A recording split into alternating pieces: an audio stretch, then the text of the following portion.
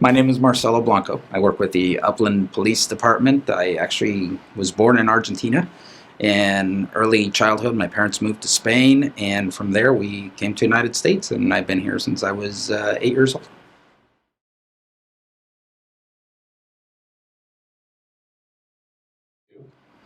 I decided to become a police officer because I saw my dad struggle as I was growing up as a kid, and I didn't want that similar lifestyle. So I started with the police department as a volunteer while I was going through high school, and I saw the job had stability. I won't lie, it was fun. There was a lot of neat things that you can do. Every day was different, so that was the main reason I got into law enforcement.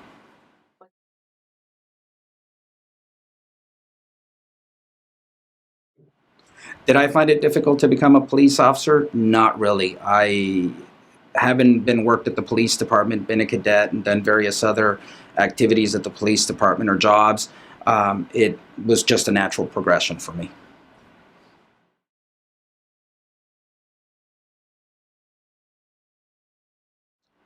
Some of the challenges that are facing law enforcement today, I think, is public support. We're dealing with just a lot of things in the media that police officers are doing throughout the nation that are not so good. Um, we have about 800,000 police officers throughout the nation. So when 5, 10, 100 do something stupid, unfortunately, it gets magnified throughout the entire nation. So it makes it that much difficult for the rest of us. And conversely, though, I think what we need to do is look at professionalism, how we do our job, and making sure that we are doing the things that we're trained to gather that public support that we need.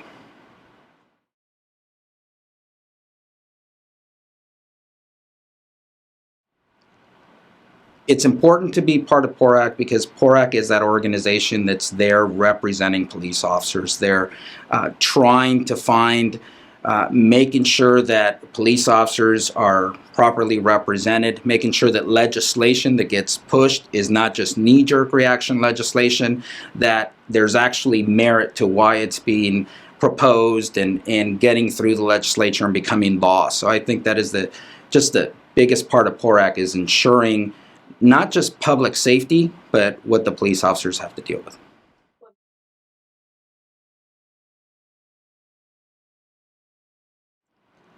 I decided to become a leader in PORAC because I thought I could make a difference and I could come up here, bring that small agency perspective, bring the various things that I've been involved in when we are looking at legislation, as I mentioned earlier, and just be able to include that information so that those things that are coming up do not become knee-jerk reaction, and we consider a broad spectrum of what's going on, not just necessarily something happened, so let's make law about it. Let's look at everything that's going on.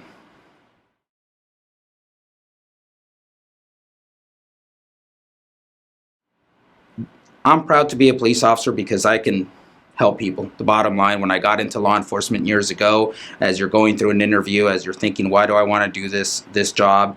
The bottom line is to help people, and that's still there today. It's just gratifying when you're able to do something for somebody that they weren't expecting it, they didn't think it was happening, and all of a sudden you're able to do that, and that's what makes the best part of law enforcement.